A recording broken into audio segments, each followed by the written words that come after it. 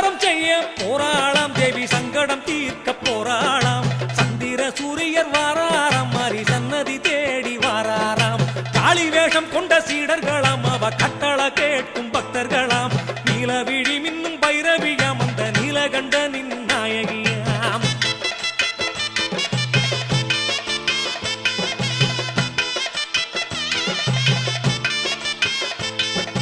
தீயதை மாய்க்கும் மாயவளம் வேள்வி தீயினில் பிறந்த தேவகியாம் 9 நாளில் வேஷங்களாம் அதில் 1000 கோடி அர்த்தங்களாம் பூக்களில் கட்டிய சப்பரமாம் நல்ல வீதியில் ஆடுது நர்த்தனமாம் பார்க்க வந்த அந்த கோடீசனம் கண்ணில் ஆனந்த கண்ணீர் புறப்படுமாம்